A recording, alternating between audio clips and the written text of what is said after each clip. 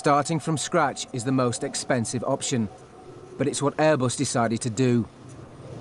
The plane went through dozens of iterations as designers and engineers worked for over 10 years.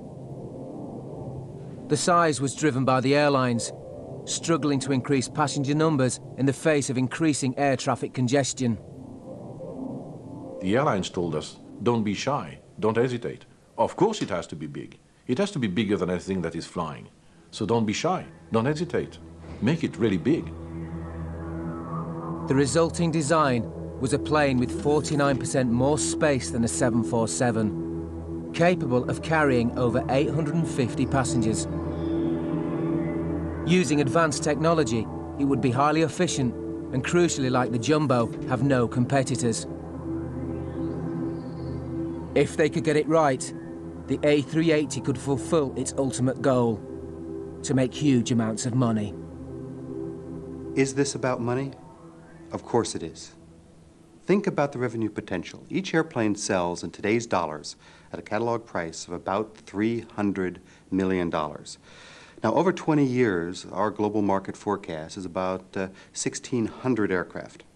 Now, assuming we got that entire market, we won't, but assuming we did, with a monopoly position, you'll get pretty close to it, that would be, over the next 20 years, 480 billion US dollars. Suppose you only get half of it, 240 billion US dollars at catalog price. Now that is an awful lot of money. With potentially twice the GDP of Switzerland at stake, the challenge now is to build it.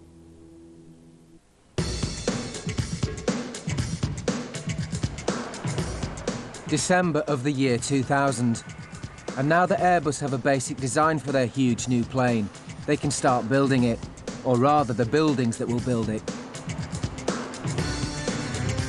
The aircraft is so big that new factories are needed for almost every major component. On top of that, Airbus always share the work between its 4 founding countries, so a major international construction project is required. The A380 will be built from a giant kit of parts made mainly in Spain, France, the UK and Germany. And each country has had to invest heavily in new facilities. Other parts will come from more than a dozen other countries, so the plane is truly a global effort. It's big, it's really big. You name it and the people are working on it, so at the end of the day it's almost impossible to count the number of people working on this project. The biggest single development is near Airbus headquarters in Toulouse. The final assembly line is where the various components of the plane will be joined together. Work began in 2001 on a complex that would cost £240 million on its own. A third of a mile long, it covers 24 acres, big enough to hold 8 planes at once. The huge cost of this programme means Airbus have to sell 250 planes just to break even. And to help the drive for early sales is a nearby showroom. Inside is a full-size demonstrator of the new machine. Getting customers to spend a lot of money on a plane that has yet to fly is quite a challenge. But Chief Commercial Officer John Leahy is full of confidence. Why would you want to spend $265 million for something like this? Because it'll do something no other airplane in the world can do. And that's bring people 8,000 nautical miles in a level of comfort that's never been provided before. Although this interior is just a fantasy, an exercise in design possibilities, it is still a salesman's dream. How often do you see this? Well, yes, it's an extra large loo, but it's also a shower. And this is something that you don't see in an airplane, and maybe you should. The mock-up is designed to whet the appetite of customers such as Sir Richard Branson, head of Virgin Atlantic. He's agreed to buy 6 planes, based on the promise that the A380 will set new standards for performance and efficiency. There are a lot of challenges when you're building a brand new aeroplane, but you know, Airbus are a very, very professional company, and you know, we would not be buying planes from Airbus if we didn't feel that we could trust them to deliver. The plan is to build 4 prototype aircraft and then move seamlessly into full-scale production. If all goes to schedule, the aircraft should be in service by 2006. The first piece of metal is cut in January 2002, and shortly afterwards, huge components are being produced in the brand new factories all over Europe. In Germany, large sections of the fuselage rapidly take shape, put together using high-tech materials and thousands of rivets. In France, the carbon fibre centre wing box, the structural heart of the aircraft, comes together. In the UK, in Broughton, North Wales, the wings themselves are assembled. Built up from hundreds of components, each one is constructed standing on its rear edge. It looks more like the hull of a ship than part of a plane.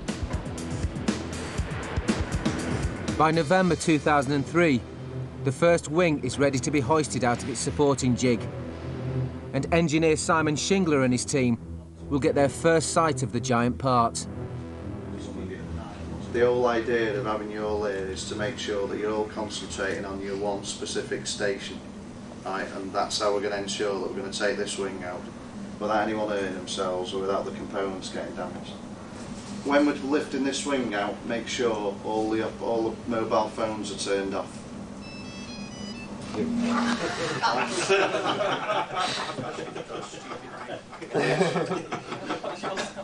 Right.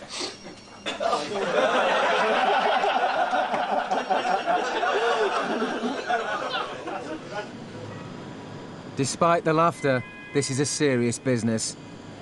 The wing weighs over 30 tons, and to damage it now would be disastrous.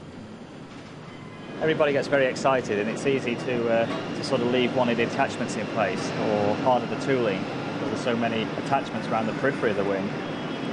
If that happens, then it causes damage when it's being lifted. Alan Ferguson is in charge of the first stage, attaching the hoist to the solid titanium lifting points. What we're doing is we're making sure we get the crane correctly aligned with the lifting attachment, so as when we make the initial lift, we don't get any sway on the wing. So it's critical, yeah. That's got to be twisted back on it like central.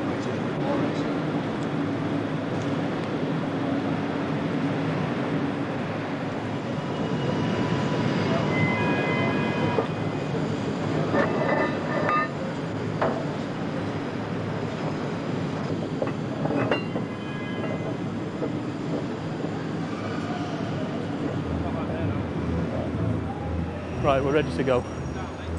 We want everyone in place now, and then it's like we're going for it now, completely. Right, gather round please, gents. The operations team and the crane driver is going to take some weight, we're going to release the front spar, and then we're going to remove the wing. Try to stay calm, don't panic. We'll do everything nice and slowly, there's no rush now, but once we start, we're not stopping. Thanks very much. Okay. Right. Steady now. Okay. All right, you're clear, take it off. Right. Get that spar support out, please. Is it down? Right. Yeah. With one small movement, the wing is free. Clear. I think the wingtip's clear. Yeah. Now it can be lifted out and into the next hall. Don't forget the outboard end.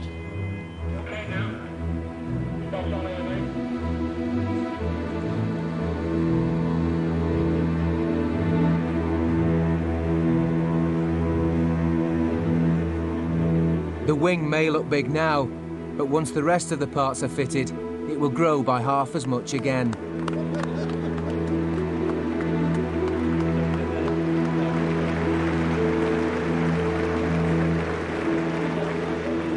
The true size of the A380 is starting to show.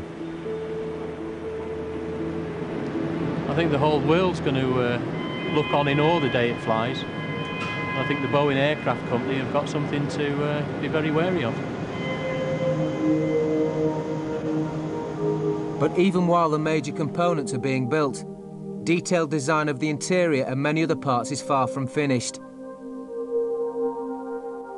Charles Champion and his team of senior executives meet once a fortnight in Toulouse to try and keep the project on course. With so much happening at once, there is a real danger of becoming overloaded. Can we start? It's a question of time management, because not only time management at work, but also time management with your personal life. And you can burn out. Basically, if you're not careful, you just can burn out, and at the end of the day, you're out. Andreas Fähring has been brought in to replace the previous head of interior engineering. For him, it's particularly tough, because he's taking over a department that is already 3 months behind schedule and over budget. Team and myself, we are under enormous pressure, because we have to keep the timeline, and we are late. We have to keep the budget line, and we have major difficulties to do so. Even at this stage, Andreas and his staff are suffering from the punishing schedule. People are exhausted already. And sometimes they are a little bit, let's say, overstressed, and the reaction is overstressed as well. Because if you then have a very, very quick requirement coming in, you have to do this, you have to speed up, and so on. They do not understand, because they are working like hell already. Andreas and his team work from this unmarked warehouse near Hamburg in Germany. In private, this is where Airbus and the airlines can agree exactly on the interior design of the plane. Each airline wants a customised interior, so Andreas has to engineer dozens of unique features to keep them all happy. You can change the lighting area over here. You can have green light, you can have blue light. Then there's the task of turning the sales department's dreams in the mock-up in Toulouse of showers and the like into reality. We will have showers on our aircraft, but not in the way like they are displayed at the moment in Toulouse, because these are sorts of designers, not of engineers building the stuff. Even engineering something as simple as the overhead lockers is a challenge. Which is manually operated. The loading limitation of the spins are 50 kilos or 60 kilos. So you can imagine that if you have a stewardess or a passenger trying to move 50 kilo like this, they are not that strong, and it is a difficulty. Although the cabin doesn't need to be finished for the first flight, building and testing it is a process that will take several years. Even now, if the early customers are to get their planes on time, the team have their work cut out.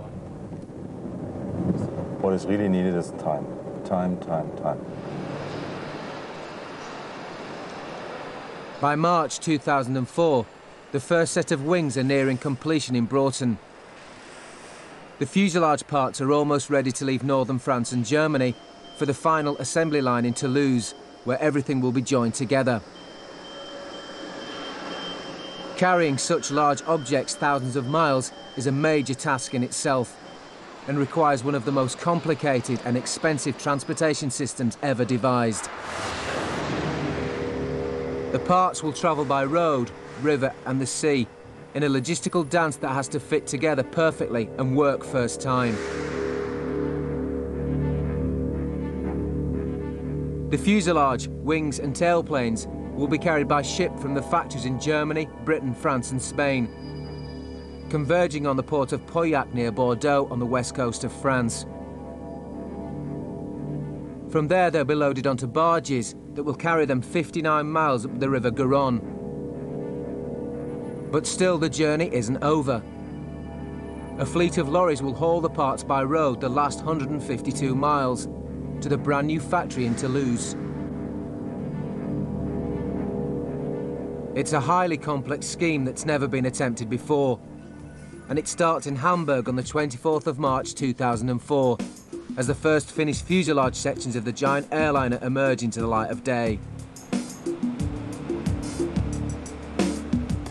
The parts are carried on purpose-built radio-controlled, self-powered low loaders. Each one has 96 wheels and can travel at a maximum speed of 6 miles per hour.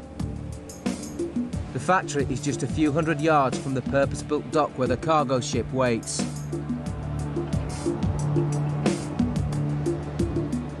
Now begins a 970-mile voyage through some of the busiest shipping lanes in the world to the west coast of France.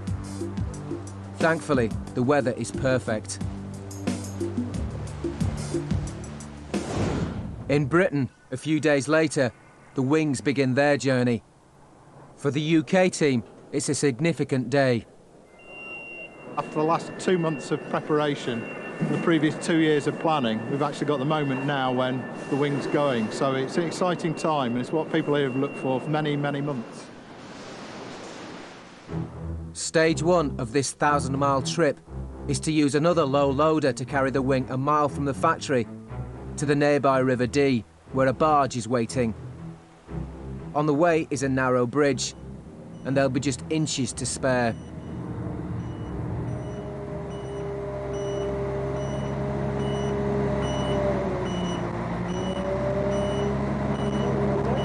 Very close.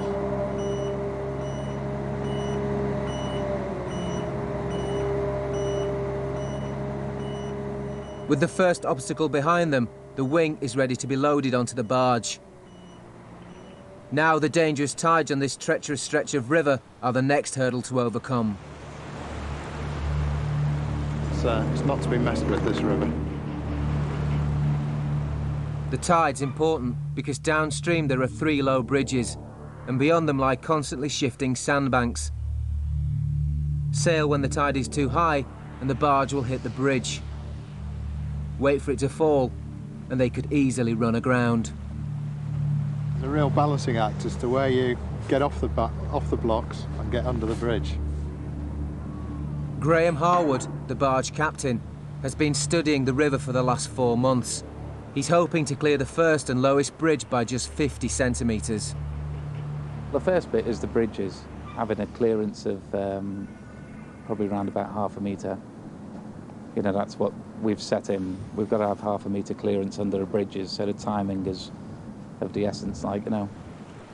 At this time of the month, the current is running dangerously fast. They haven't picked the right time for us because the tide is making probably about 5 knots. And, you know, we've got to compete with that later on.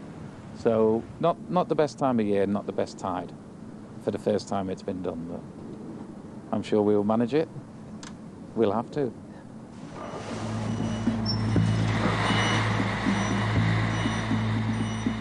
The Wing is gently manoeuvred onto the barge and the low loader carefully retracted. It's time to put all the theory into practice.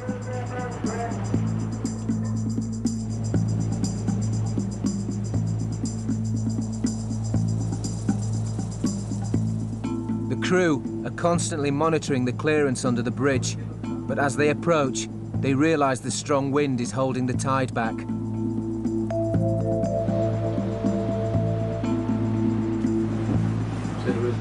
They might hit the bridge too soon, so Graham holds off for a few more seconds. Yeah, there it is. That'll do. Okay. Just hope this wing isn't any taller than they say it is. Duck now. Hey, I tell you what. That is nice. That is beautiful. Isn't that beautiful? Exactly 50 centimetres. Exactly.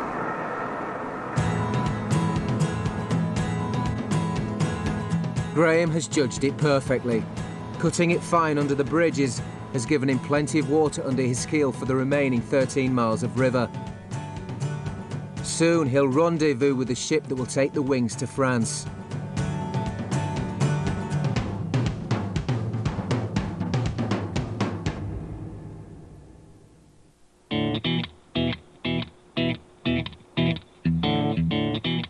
As the race to build the Airbus A380 gets underway, development continues all over the world.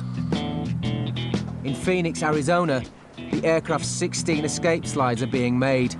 Each one is custom built to meet stringent regulations, and that means a lot of testing.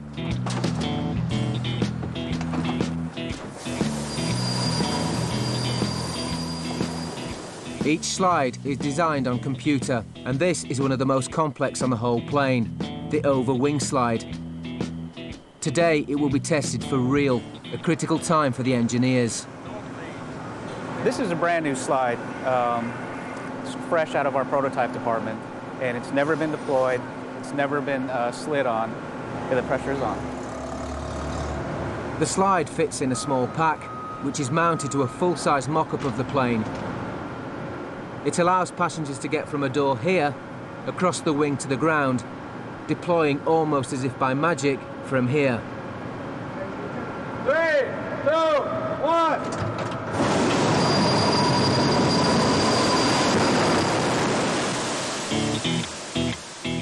The regulations say that 850 passengers must be able to get out of the A380 in just 90 seconds. And the only way to prove the slide is up to the job is to use real human beings.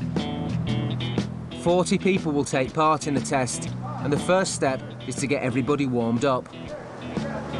Everybody does it. Let's go. Let's do it. Come on. Ted Oney, who'll be running the test, is wearing a rather special shirt. This is my lucky Hawaiian shirt, of course. Every time I want to run an evac, I wear this shirt. So when people in the plant see me in this shirt, they know we're running an evacuation test.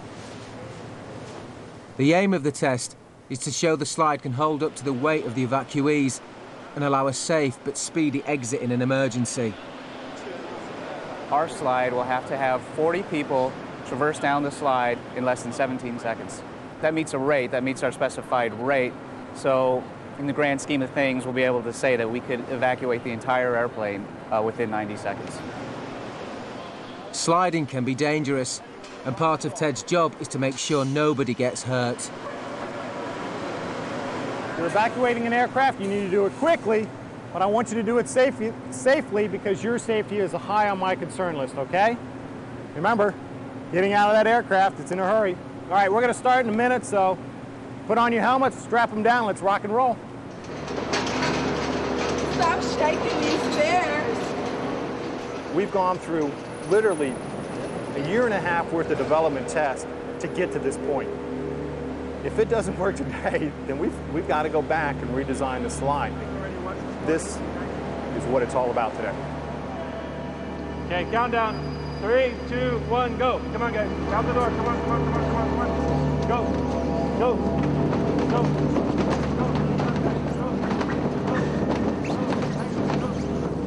Although some of the volunteers stumble, nobody gets hurt.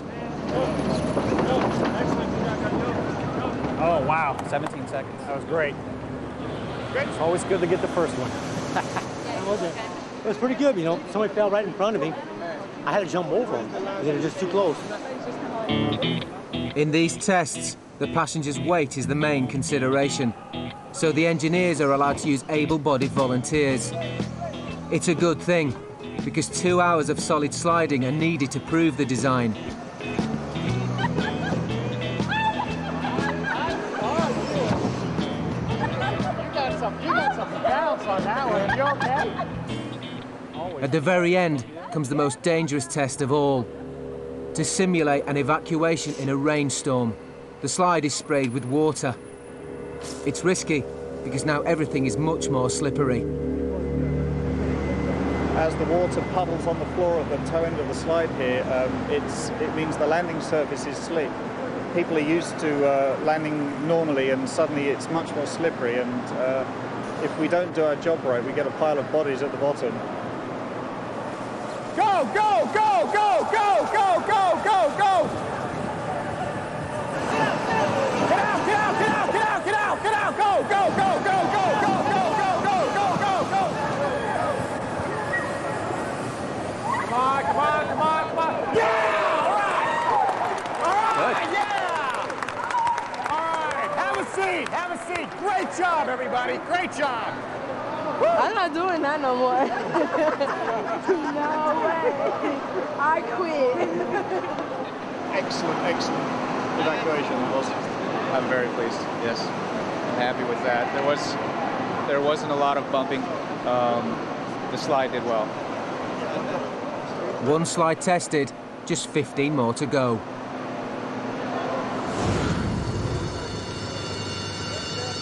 By the 7th of April 2004, thanks to careful planning and good weather, 3 huge pieces of fuselage are nearly at the factory where they'll be joined together.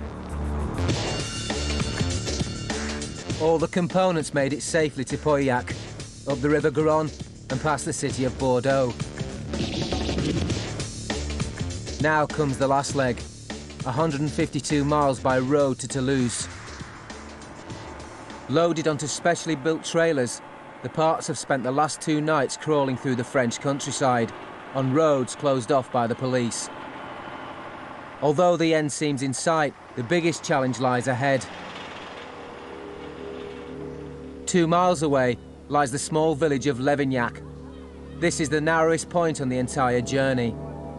According to calculations, the fuselage will only just squeeze past the houses with centimetres to spare. The event has attracted massive public interest and the police are taking crowd control very seriously.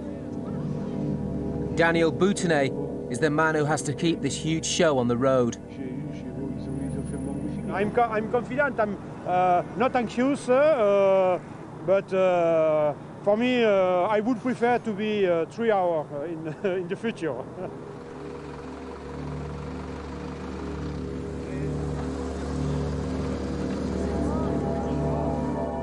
If the calculations are wrong, the consequences are unthinkable.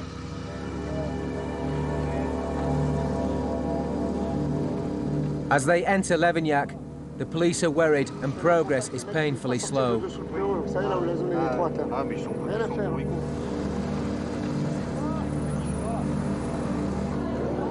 Now the moment of truth. Will the 7-metre wide fuselage fit through the gap?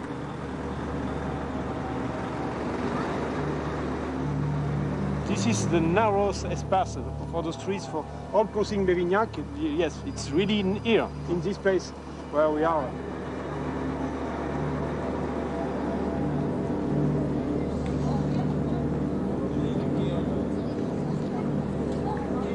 There's just 50 centimetres between the 30-ton fuselage section and the villagers' homes. We are crazy.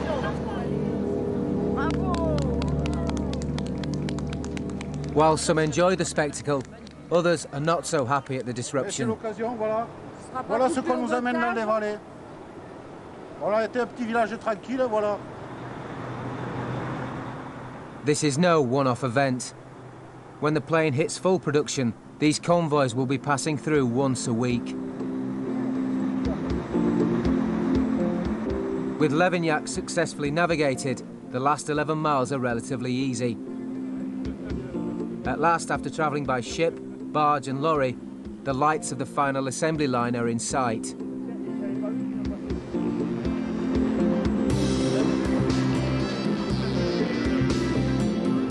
Although it's nearly 3 o'clock in the morning, there are several hundred people waiting outside the massive new factory. Among them is Charles Champignon, here to witness a significant step forward.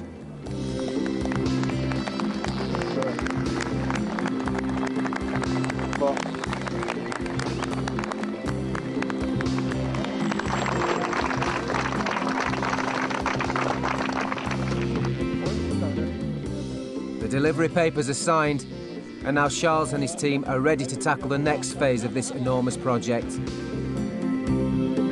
For some people it's like a relief because they've delivered the final assembly line, they've done the factory, they've demonstrated the transport system.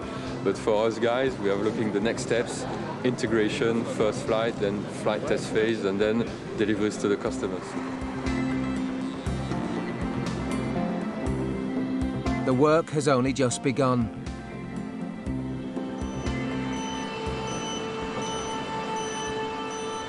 By May the 27th, 2004, the process of joining the plane together can begin inside the huge new factory. The plane's aerodynamic efficiency relies on it being accurately assembled, quite a task when dealing with such large parts. Supervising this difficult phase is Gilles Cormier.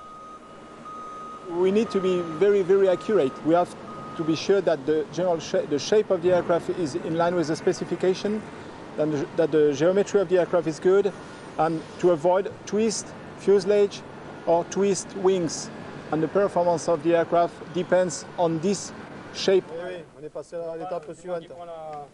Ensuring that the three body sections of this 73-metre giant are brought together in a perfectly straight line requires massive tools, the latest technology, and lots of patience.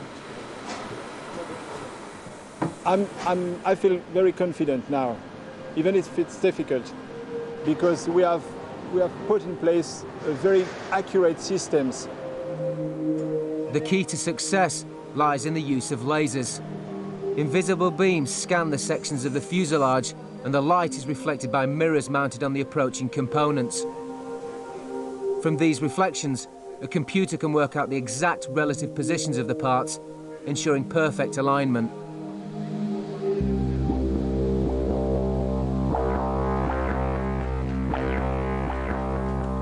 Once positioned, the fuselage shells are brought together very, very slowly. Each turn on the dial brings the massive parts a millimetre closer together. On the left, a part made in Germany. On the right, one made in France. The last stage of their 1,200-mile journey. The clearance is so tight, metal shoehorns are needed to ease one shell over the other. But it's a perfect fit. The final joining together of an elaborate European jigsaw puzzle. Soon, the sales team will have a real plane to show to their customers. But the question is, will the airlines like it? Thank you. It's now the 23rd of July 2004. And for Chief Commercial Officer John Leahy, the pressure is mounting. Leahy needs 250 firm orders for the project to break even. So far, he has 139. Today, Qantas Airways, who have ordered no less than 12 aircraft purely on the strength of Airbus's promises, are coming for a tour to see if they've spent their £1.8 billion wisely.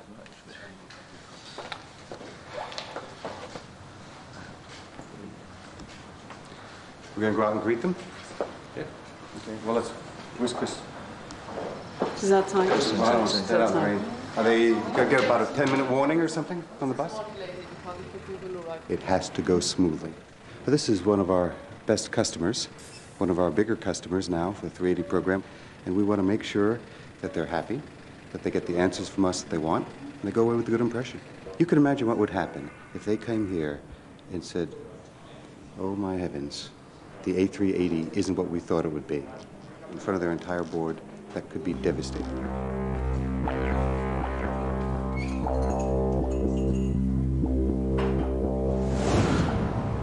It's also an important day at the factory, as the first wing is about to be mounted. Despite the use of computer-aided design, teething troubles are inevitable with the prototype, and some minor work is needed on the fittings for the joint. Project leader Eddie Davis has to respond quickly to this kind of challenge. It can happen with new aircraft. This is a last-minute job that we've had to come up today. We didn't know that the fittings weren't to the right standard, so now the guys are reworking them. Once again, accuracy is vital. The slightest error in the angle at which the wing meets the fuselage could have a drastic effect on the handling of the plane. And critically, its fuel economy. With so many sales resting on the performance of this machine, it's a job that cannot be rushed. C'est une phase où on va y arriver en une fois, quoi. Il faut y aller tout doucement, petit à petit, par les mouvements pour y arriver. Après, il y aura juste en position finale pour ajuster les angles de la voilure pour avoir le bon aérodynamique en vol. Là, les performances de l'avion dépendent de ce réglage, oui, tout à fait. Again, the laser positioning system ensures the wing is in the right place and at the right angle. But after a whole day of careful work, another small problem appears. Some large bolts have been left attached to the wing. We must remove this one for finish the junction of the wing. A quick phone call to check that it's okay to remove them, and now the wing can be safely joined to the fuselage.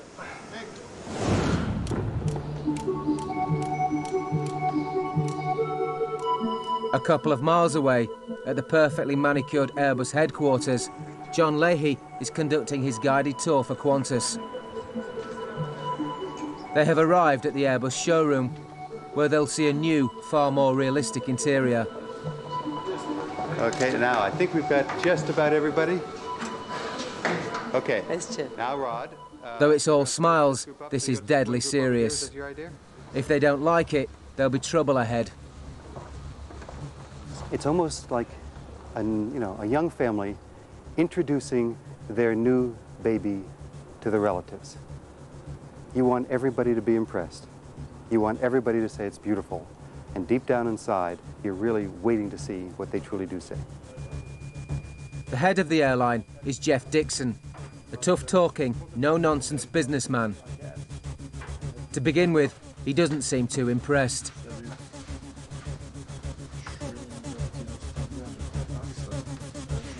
Notice the headroom. This is coming out about standard size. John presses on with the walkabout, and then, almost in a whisper, Jeff reveals his true feelings. But just to give an idea of space that you've got, it's terrific. And that's the way the liners are. Oh, it's fabulous.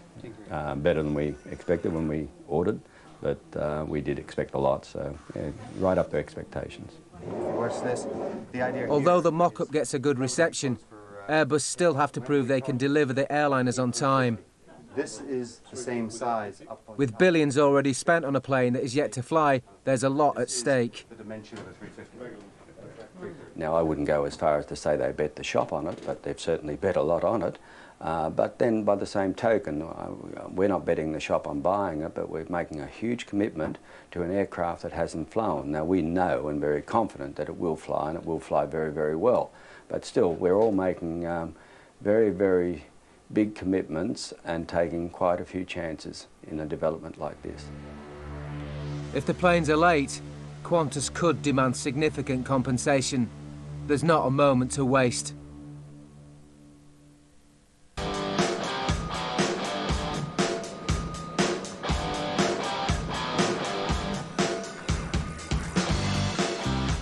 By mid-June 2004, major structural assembly of the biggest airliner in history is well underway. This is the horizontal tailplane. With a span of 32 metres, it's as big as the wings of a small airliner.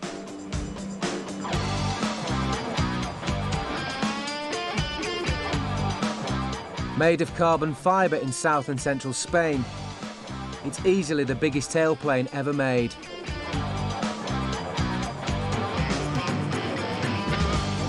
The tail fin is another carbon fibre monster. 14 metres high, this component is made near Hamburg in Germany. When installed, it will stand as high as an 8-storey building. Some airports will have to buy new cranes to service it. Carefully, it's craned into place and attached with 24 titanium bolts.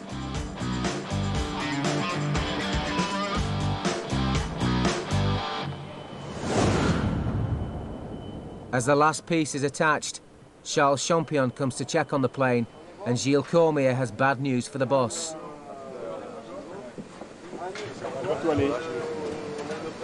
Mais on a un problème de qualité avec ça, quoi. Alignement sur le cadre 110. Le problème, il est là maintenant.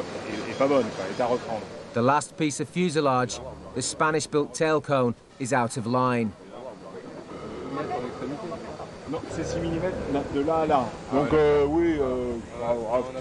6 millimetres might not seem very much, but the problem will take 3 days to sort out. time they really don't have. I think it's one of those phases when where the success of the project is at reach, but you have many elements to tackle in parallel in order to make it happen. So you're under control, but you've got to work fast on several parallel subjects in order to be able to deliver the project at the end. The next stage is to install the landing gear. These substantial parts have to be extremely strong. Not only is the A380 the heaviest passenger plane ever built, its landing gear must be able to cope with extreme situations.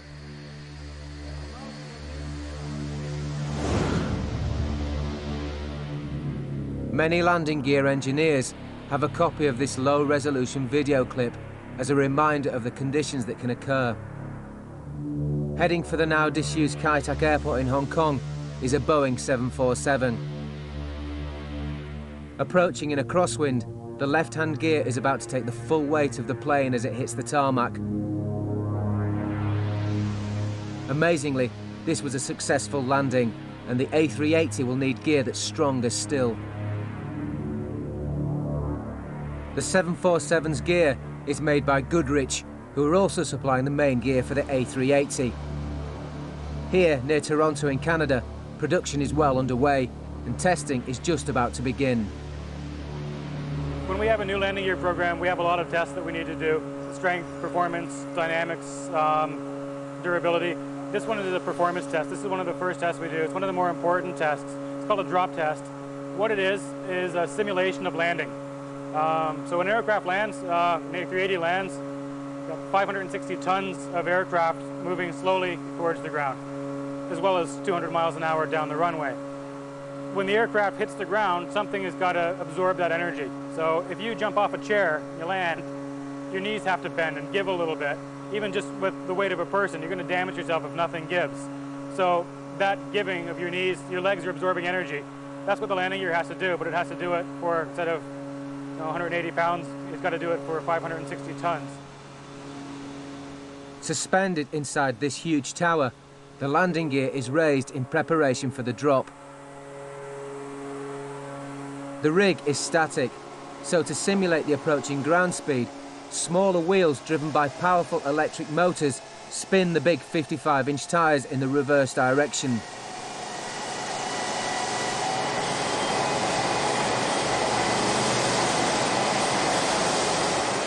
When a switch is flicked in the control room, a hook at the top of the tower will release, allowing the gear to fall. It must absorb the same energy as a 100-mile-an-hour car crash without being damaged. It's a critical phase in the whole program.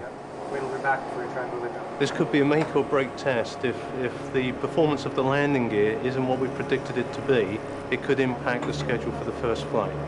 So it's essential that the gear performs to how we predicted it. And from these tests, we'll be able to tell whether it does. Although it's huge, the size of the A380 means that this 6.5-ton component is just one part of the plane's undercarriage. In total, there will be 2 6-wheel units under the body, plus 2 4-wheel units under the wings, and a 2-wheeled set in the nose. So what you're about to see is only a fraction of the energy involved when the vast airliner touches down.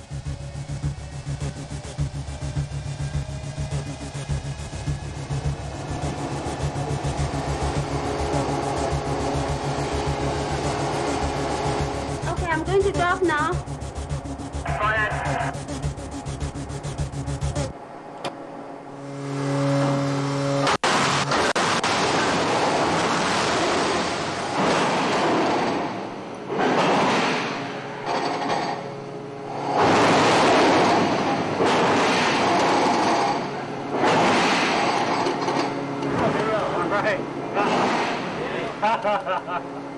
Oh, too hot. Just a delay, you can see it moving here. Oh. All right. The test goes well. Early data shows that although there was an unwanted shudder as the wheels came to a halt, the landing gear shrugged off the huge impact with ease.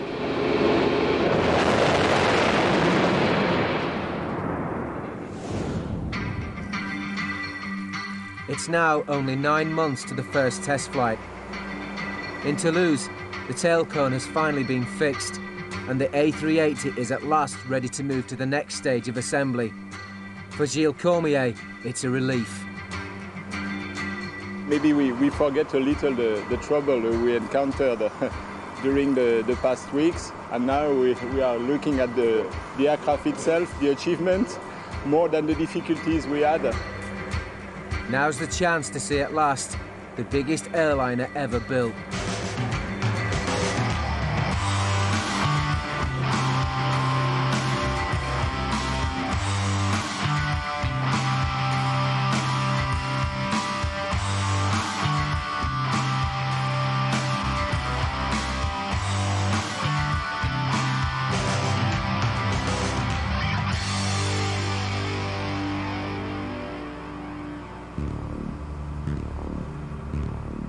With the shell of this aircraft complete, things are about to get really complicated. The plane is scheduled to spend the next few months in this vast hall, where thousands of parts will be fitted, including over 500 miles of wiring. The man in charge of this tricky phase is fully aware there's an awful lot of work to be done by the end of October. It's a very difficult challenge, because it's a prototype. So it's very difficult to meet our deadline. August is fast approaching, the traditional holiday month in France when most of the country shuts down. For Airbus engineers, this year there will be no holiday. My family are very aware of this personal challenge, so everybody in the family is okay to say, okay, this year it's the aircraft year. The plane is lifted on huge jacks, and teams of technicians begin work.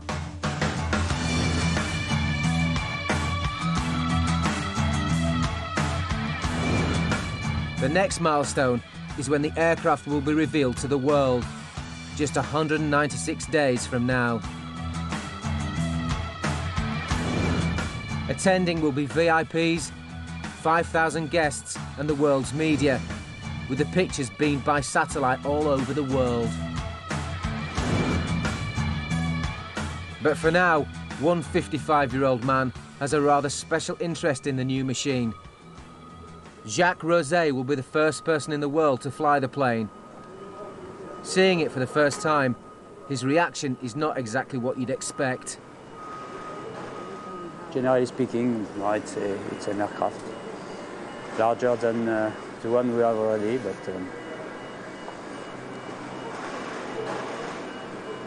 I think I feel very, very confident. He's confident because although the plane is still far from finished, he and his team have already spent thousands of hours flying it. These flight simulators hold the heart and soul of the new plane, already living and already being tested.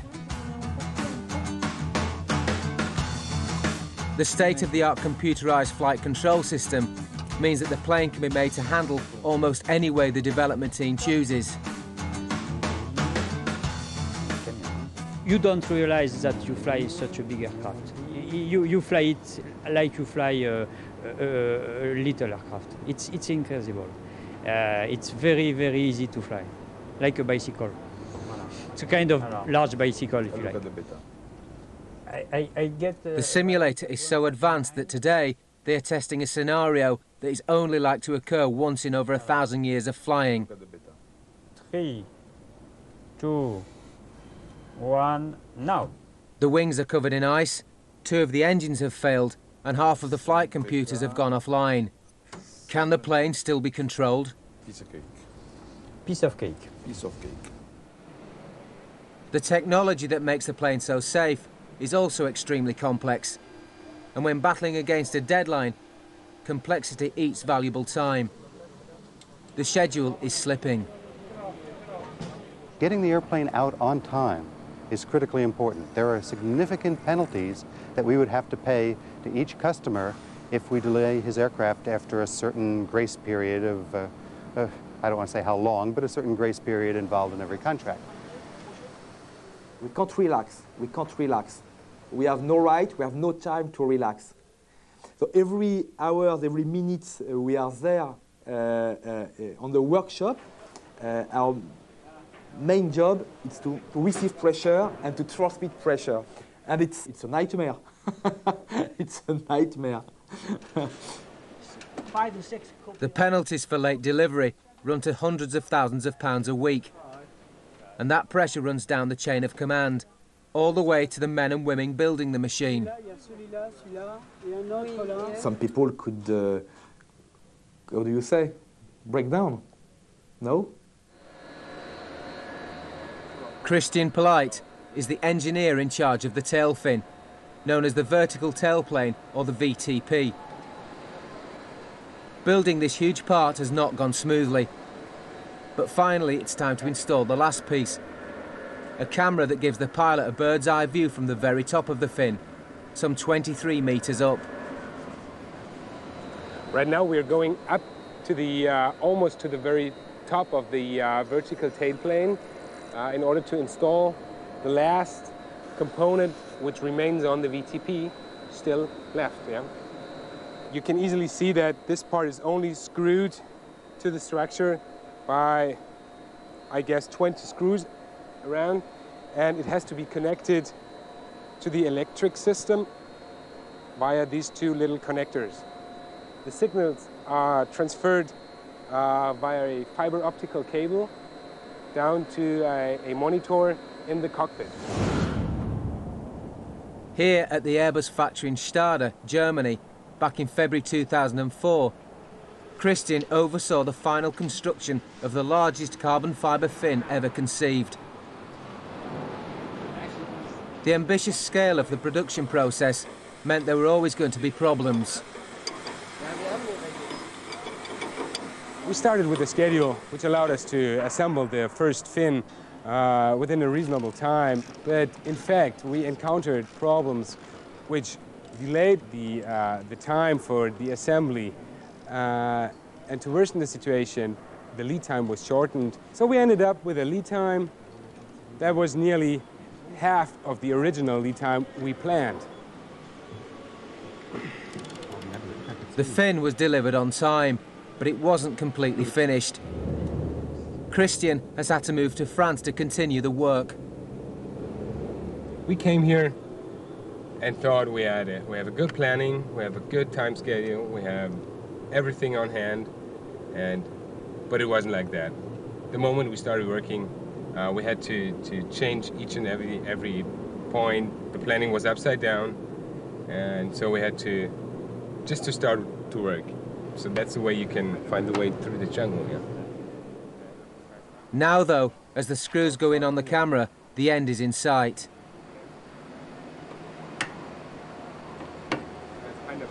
It's a good sound. That means the screw is in. With every screw, we're a little step towards the end, yeah? But then there's a problem. Nee, nee, nee. Lass mal sehen, ja. Lass mal. The fibre optic cable is too short to reach the camera. Okay, da hast du nichts mehr.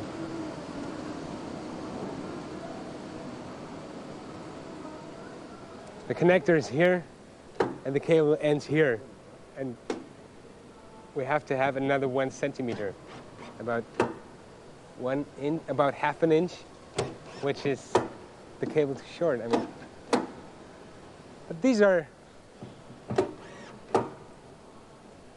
yeah, these moments really piss me off. I mean, when you're almost done, so close, you can see the end. You almost stepped over the line, and then someone blocks you, hits you in the face, saying, "Hey, you're not yet done. How could you imagine?" Despite the setbacks, the build must continue as fast as possible. Now they can begin mounting the engines, some of the most expensive parts of the whole aircraft. Together, 4 of these giant Rolls-Royce Trent 900s cost nearly £36 million, a quarter of the cost of the plane.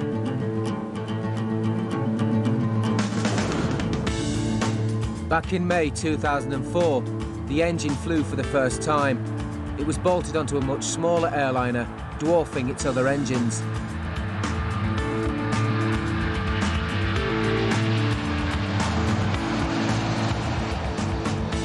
Weighing over 6 tons, the Trent 900 can produce up to 35 tons of thrust at full power, burning a gallon of fuel every 4 seconds.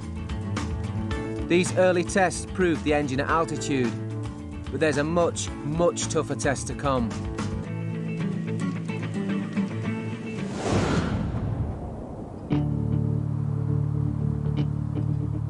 Here in Hucknall, Nottinghamshire, a second test engine will soon be a smoking ruin, deliberately destroyed as part of a dramatic yet vital safety test. It's an important time for the entire project, and as engineer Hilary Barton travels to the test, she admits to some nerves. I must admit, I've got a few butterflies at the moment, but basically everybody's done the preparation and it's just now a matter of getting on and doing the test. But obviously before the engine starts, you're sitting there just kind of hoping it all go well, but just really waiting for it to happen now. Every few years, a fan blade will break in a jet engine somewhere in the world, a rare but violent event that must not put lives in danger. At the root of the coloured blade is an explosive charge. With the engine at full power, it will be detonated, releasing the blade with tremendous force. Whatever happens, no large debris can be allowed to burst out of the engine casing. If it did, it could do serious damage to the rest of the aircraft. From the safety of a room 200 metres away, watching on video, 25 key personnel are waiting. In the split second the blade is released, the casing must successfully contain an enormous impact. It is a very violent test. This thing is spinning around, it's at full power, so you've got the forces on the blade are quite significant. It's like having a locomotive hanging on that blade. So you're actually having to contain the energy of that system. So there's a lot of energy involved in the design and containment of the blade. The engine is run for 5 minutes, so final checks can be made. With such an expensive test, nothing can be allowed to go wrong. High-speed film cameras are used to analyse the action, and at last the throttles are opened and the engine brought to its full, awesome power.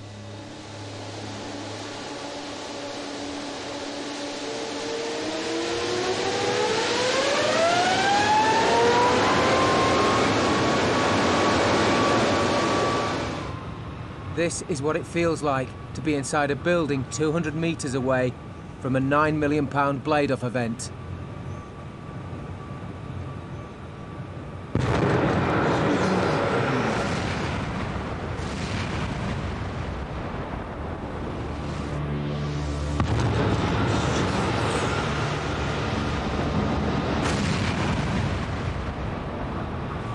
Blade-off testing is normally top secret, but for the first time, Rolls-Royce have released this footage.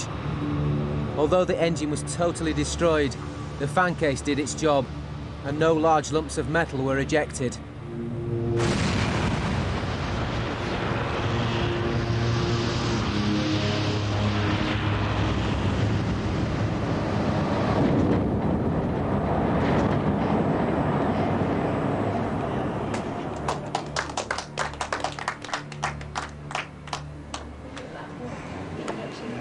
Well, that was an expensive 5 minutes. It was, wasn't it? I feel very relieved. Obviously, it's gone well. We've had a good test, and it's all credit to the guys. And yes, we've got a successful test under a belt. So I feel relieved and really pleased. By December, the plane is finally about to leave the equipping hall in France. Airbus are trying everything to make back time, even if it means working over Christmas. With the grand unveiling just 5 weeks away, the next giant task is to paint the massive machine. In yet another vast hangar, working over the holidays, 90 painters descend on the plane. First, they rubbed down over 10,000 square metres of bodywork.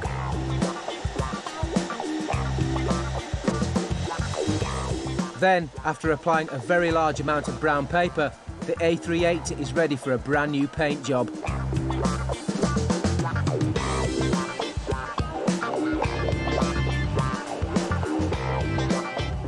All in all, more than half a tonne of paint and primer are needed to protect the aluminium skin from the elements. The final livery has been a closely guarded secret until January the 18th, when the A380 goes public for the first time. The world's press are here, and as ever with this plane, it's a big deal. Inside part of the final assembly line, seating for 5,000 guests has been installed. In the equipping hall, now full of part-built planes, TV reporters are hard at work, feeding the story to the networks. Richard Branson has grabbed the headlines with news of double beds and casinos in his planes. For John Leahy and many others, it's a welcome moment of satisfaction. It took an awful long time to get here, didn't it? But now we're here. It's pretty exciting. The heads of state and governments arrive and take their places for a spectacle featuring dry ice, flying machines and computer graphics. Despite several high-profile speakers, there's only one star of this show.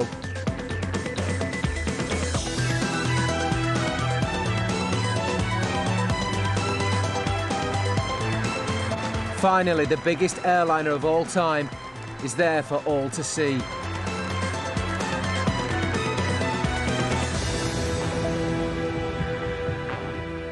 For Charles Champion and everyone else who built the plane, it's a moment to savour. Well, it's a good achievement, huh? I mean, a good show and good speeches and a nice aircraft. And tomorrow back to work to make it fly. No, it's good. It's good. With the plane unfinished and with billions of pounds riding on its performance, the programme is about to enter the most critical phase yet. By March 2005, the Airbus A380 is being worked on at a feverish pace. The engineers simply have to get the plane finished and into the air. It's like the final climb to the peak of Everest, let's say.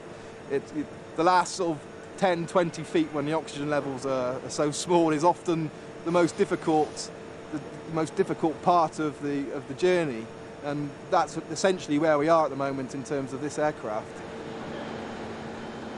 Simon Sanders is in charge of testing the deployment of the landing gear, a critical safety requirement. In just 56 days' time, the pilot's lives will depend on these 22 wheels, retracting and extending come what may. Donc c'est parti, maintenant on va faire une rentrée du train.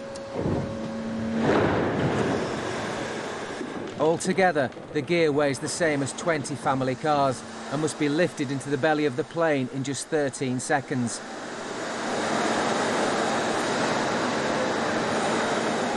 Getting the system operational has taken months of hard work, but now it looks as if they're finally making progress. The last few months have been very frustrating because we've had obviously a lot of technical difficulties with systems on the aircraft. We've had a lot of problems during testing, so we've all been working very, very, very hard in order to have all of our systems all working for first flight. Hey! Woo! So that's system one, looking good. This is why we're here. Days like today is why you do this job, because it's very exciting to see the gears moving, and you spend an awful lot of time making sure that the right parts are where they should be, and so I've been waiting for this for months.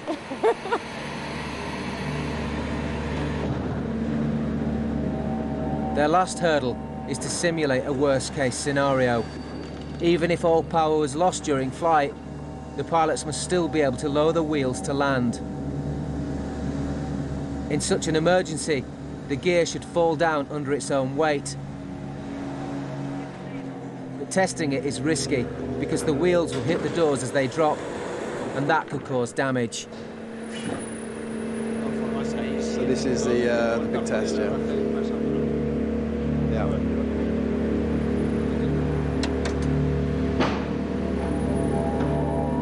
The outer doors begin to open under their own weight. Any second now, the locks that hold the gear up will release.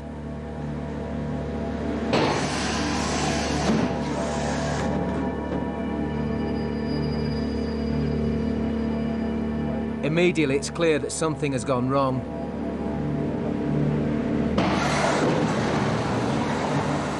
Next, the massive six-wheeled main gears deploy. And after a delay of 16 seconds, the jammed outer wheels slip free. It's not a good result.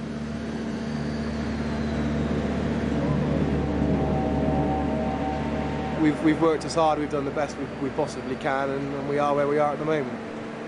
For me, it's something to get stuck into, something to understand, something to find a solution. Or do you want to do the normal cycle first? The team suspect that the wheel might be sticking on a guide ramp, an aluminium plate where the wheel is supposed to push the door aside. Smearing it with grease should prove if this is quite literally the sticking point.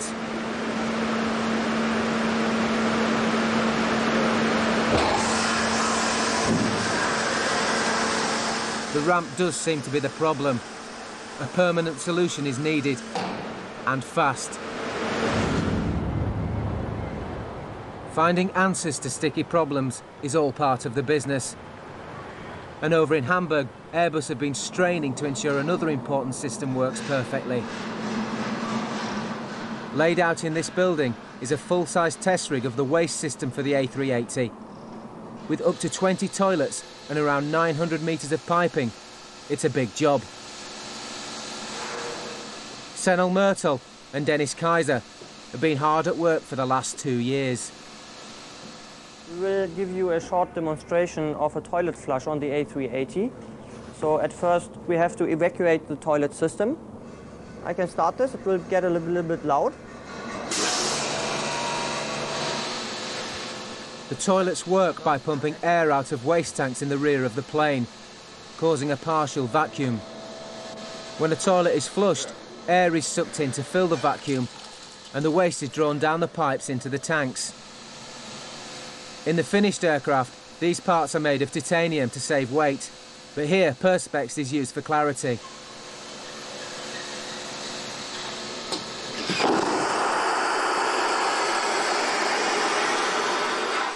This is Formula One technology for toilets.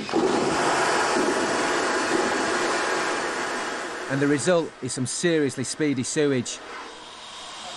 The speed on the piping is around 60 meters per second. 60 meters a second is about 130 miles an hour.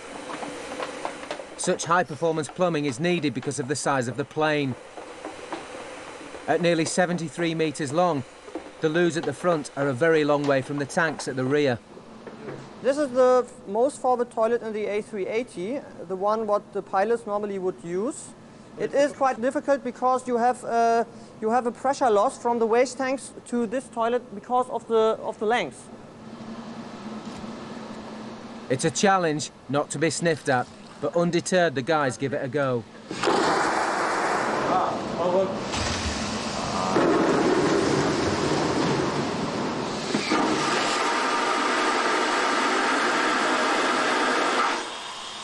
Just seconds later, the waste arrives at the tank, and flushed with success, the engineers bring the A380 another step closer to reality. By March the 14th, 2005, the A380 is parked outside the factory here in France. The customers for this first plane are technically the test pilots who will fly it. But there's still a lot of work to be done before they will accept the machine. Head of the programme, Charles Champion, comes to take another look and discovers it's not all bad news. That's the most important part. the coffee machine for the flight test crew. If this doesn't work, they will never take the aircraft. Joking aside, it's clear that the plane is far from ready. The landing gear is just one of the things that need to be finished. We still have a lot to do. There is a lot of activity. So some of it is related to troubleshooting, and other related to closing the area. But we do have a lot of people still working on the aircraft. The next day, the test pilots turn up for a photo shoot. The media are naturally interested in the 6 men who will fly the A380 for the first time.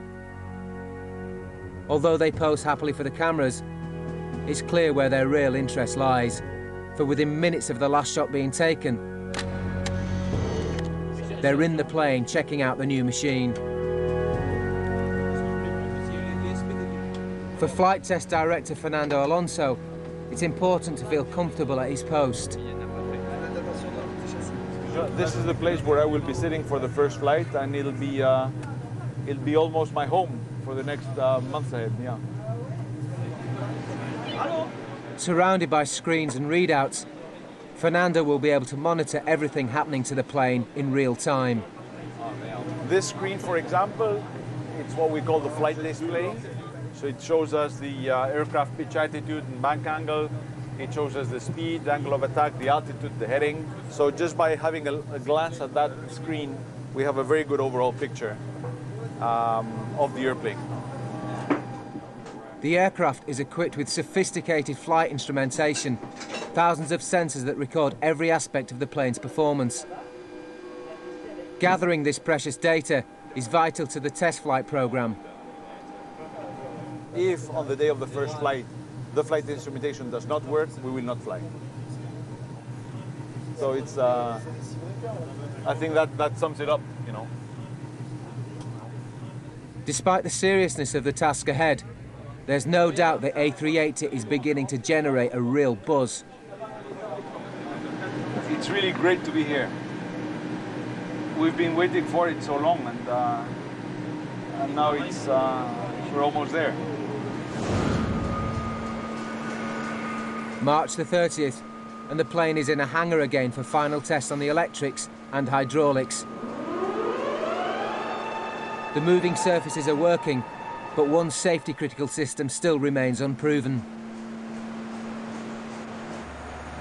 Okay, cheers. Simon Sanders is back for a last-ditch attempt to show the landing gear will deploy properly. His team hope they've come up with a solution to the problem with the sticking wheels. This is the ramp on the wing gear door where we put the grease last time. Now for a more robust solution, we've applied a layer of Teflon paint, which is similar to the Teflon, the coating that you have on non-stick frying pans. So this will reduce the friction when we do the freefall. We're going to now perform the test to demonstrate that with this low friction Teflon coating that we've solved the problem.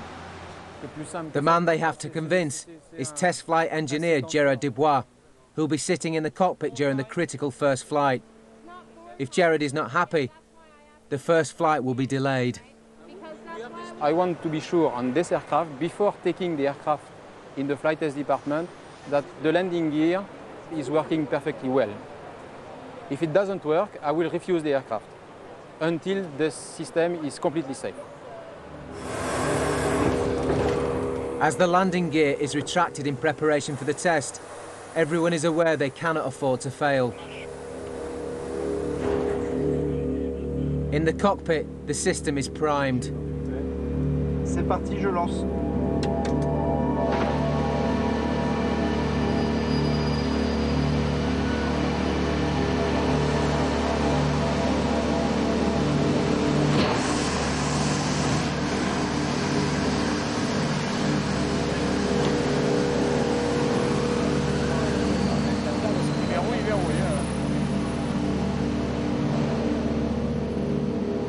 The problem persists, but at least the gear slips free sooner than last time. In flight, the airstream will probably shake the gear free sooner still.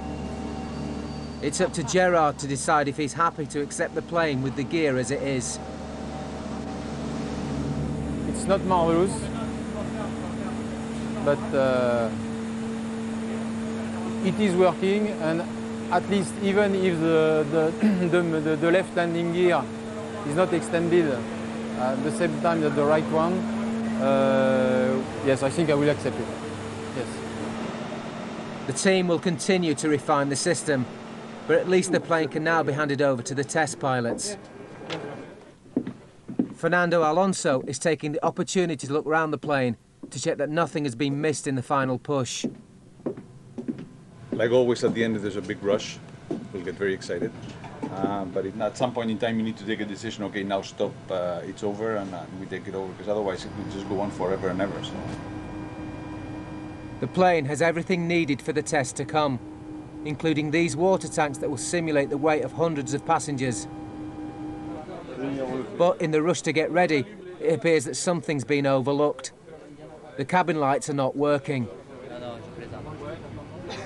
Cabin illumination is switched off. So we have no possibility to switch the cabin illumination. I need the lights. The cabin lights need to have the money. To be on. We have been having handover meetings for the past 2 weeks. Yeah. Nobody ever said that the cabin lighting was not working. Nobody ever mentioned the limitation. Nothing was said about lighting. So now we put on the breakers. If something burns, it will burn. With Fernando's words ringing in their ears, the engineers get to work, and in no time the lights are on.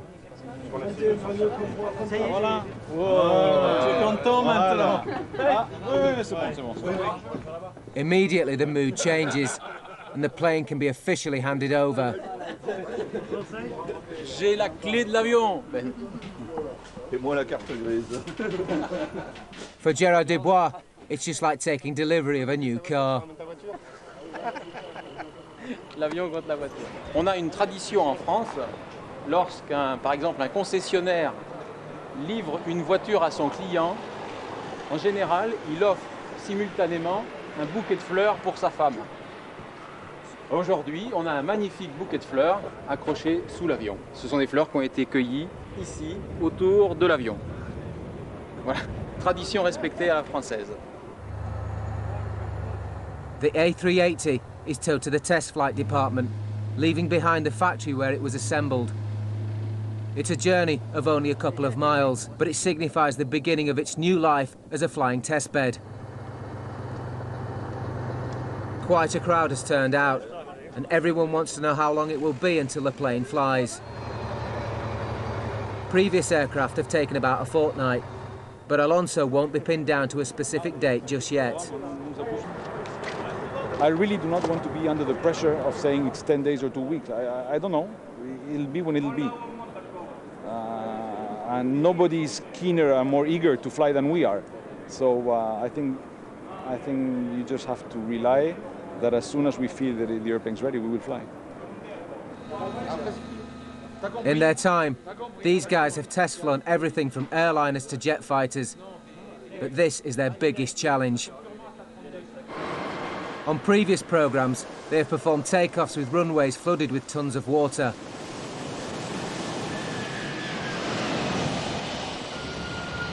They've deliberately scraped the fuselage along the ground during takeoffs, and they've flown aircraft to Siberia to test them at 50 degrees below zero. Plus, they've thrown passenger planes around the sky in the most extreme manoeuvres. It's a challenging but satisfying job. It's something which is rather demanding. It asks you to be at your best level permanently, because you cannot cheat. You are really flying in real conditions, and it's something which is stimulating, I would say. Within the next 12 months, Jacques and his team will be pulling manoeuvres like this in the A380. But all that depends on getting the plane into the air. The first step is to get used to the aircraft, to make sure that they are familiar with all the systems and that everything is working.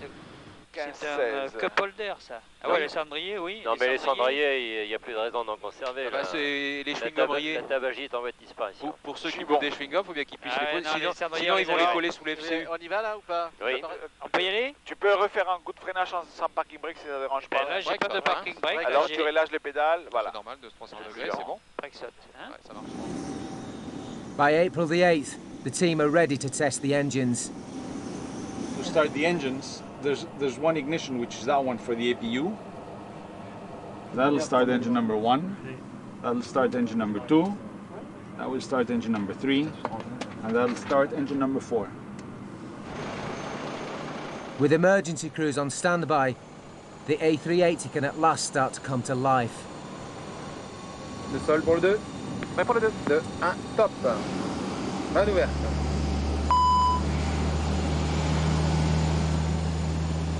The smoke is caused by a protective layer of oil burning off as the engines are run one by one.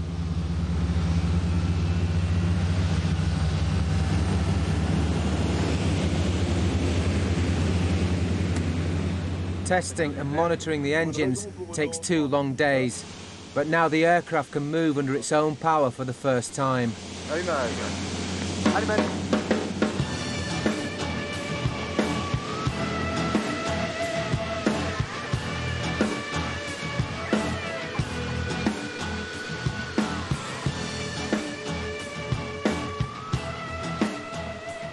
The next 10 days are spent on further detailed checks on the ground, and the A380 becomes a familiar sight at Toulouse International Airport, taxiing up and down.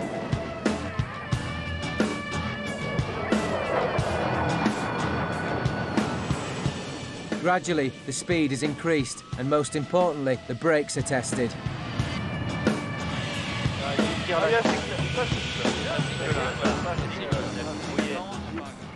By the look of the tyres after the tests, the brakes are well up to the job.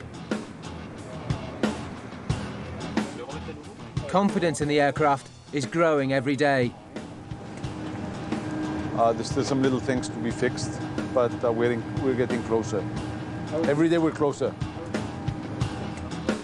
Each of the flight test team has a very specific job. And flight test engineer Jacques Joie's role is to monitor the engines. On the way back from one of the ground runs, Jackie thinks he may have spotted a serious problem. I saw it while we were taxiing back from the inside. Yeah. No, I saw that there was a white spot that looked suspicious. Okay. He suspects that something has gone into the engine, and there's a fear that whatever caused these white marks has damaged the 6-ton, £9 million power plant. Replacing the engine would almost certainly delay the first flight. Gérard Desbois arrives to give his expert opinion. Non, c'est uniquement de la craie. C'est du caca d'oiseau. Tu déconnes. Ouais.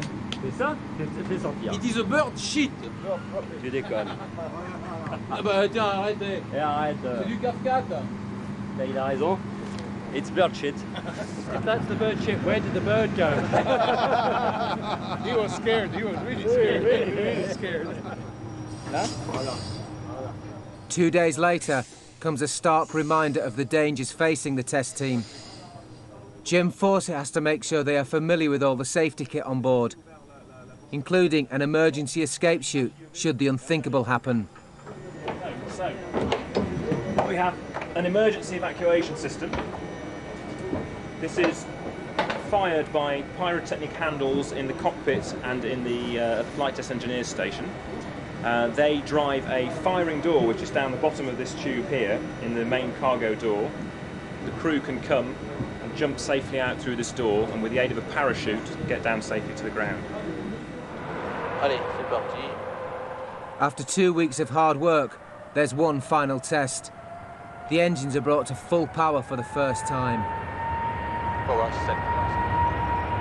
Accelerating hard, the plane reaches 130 knots, almost 150 miles an hour. 110. La VR est bonne. 120. 130.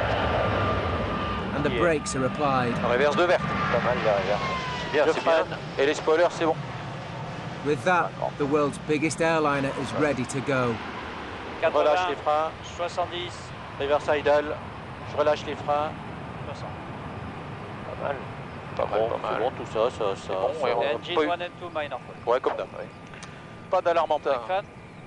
Bon, ouais, ça va. Impeccable.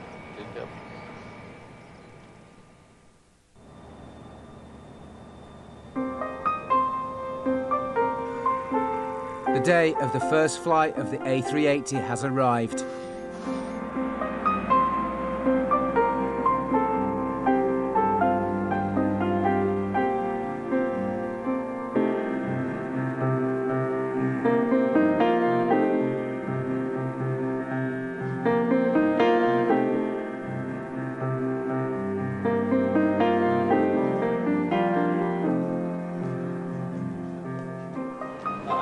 I just hope the day goes by very, very, very slowly. I want to profit every single second of it. So I just want things to happen very, very slowly.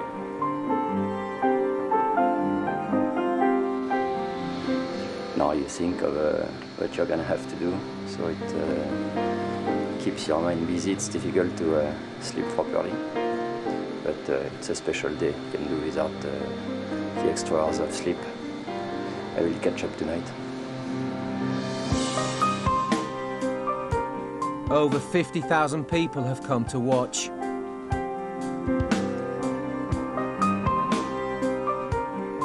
It's the largest airplane in the world, and it's going to stay the largest for a couple of years, I guess. It's amazing what they have achieved with this aircraft. You have to imagine that there are nearly 600 people on board of that kind of aircraft, and that's really amazing. They can be proud of it.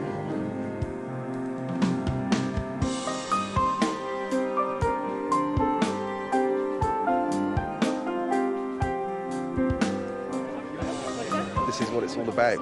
Whether you're an aviation or an engineering enthusiast or not, this is still a very significant day.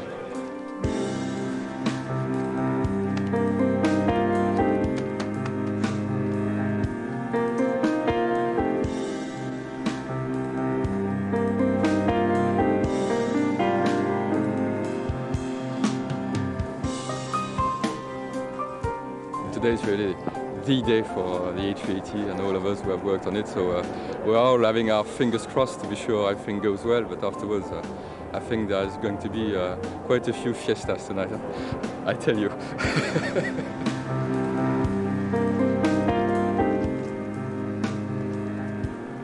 The first flight will last about 4 hours, and as the pilots make their way to the plane, all around the airport preparations are being made. In a building 500 meters away, dozens of engineers are gathered in the control room, where they will be able to analyze live data sent from the aircraft. A light jet will act as a chase plane, able to watch the A380 from the air and report any problems. Hundreds of journalists are waiting to relay the story to the world. The crew must wear full safety equipment for the first flights: life jackets, parachutes and helmets, and they're strapped in tight.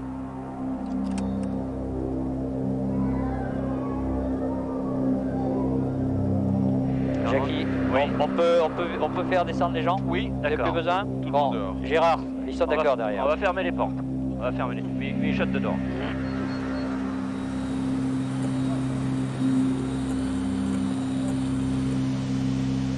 The engines are started, and the aircraft pushed back.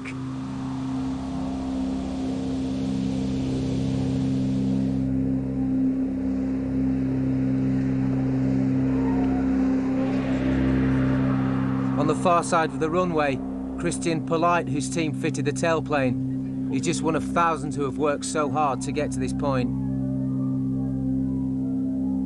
In the last seconds before takeoff, I mean, I don't think that I will think anything about it. Just cross the fingers and get it off the ground, yeah?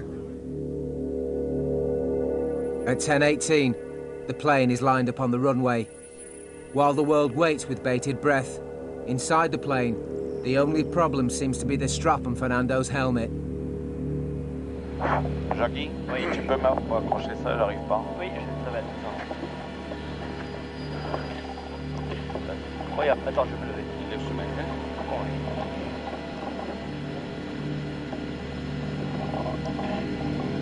Je vais donner un coup de poing. Hein. Ouais. T'as rien à faire. Messieurs arrivent. Ils en sont au coup de poing? Oui. Ça devient grave là. Non, non, je putain de poing. C'est le bouton Je te redonne un coup de poing, fais gaffe. Ça fait mal? Non. Non. Non. Là, il y est. Là, c'est bon. J'ai survécu. Bon, messieurs, le point 3 est fini. Le skip shoot est armé chez moi. Chez nous aussi. D'accord. Allons-y.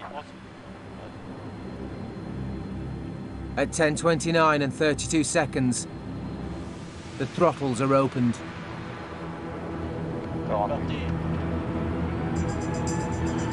Les tots.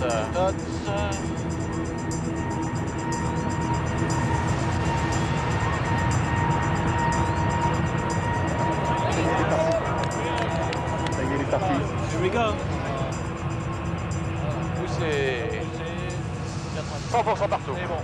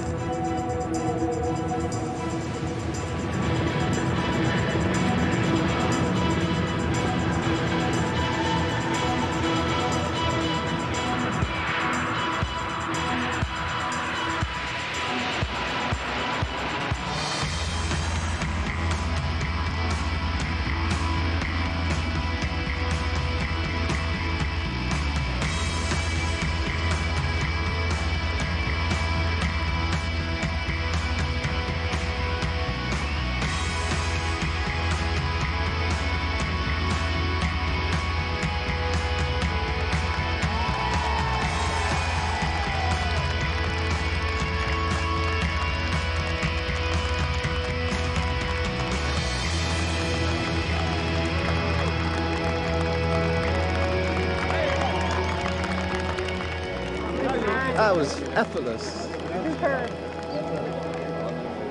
Excellent demonstration altogether. And it was really like a diamond in the sky, stable and moving away. Really nice, really nice. 13. 179. C'est bon. Parfaitement équilibré.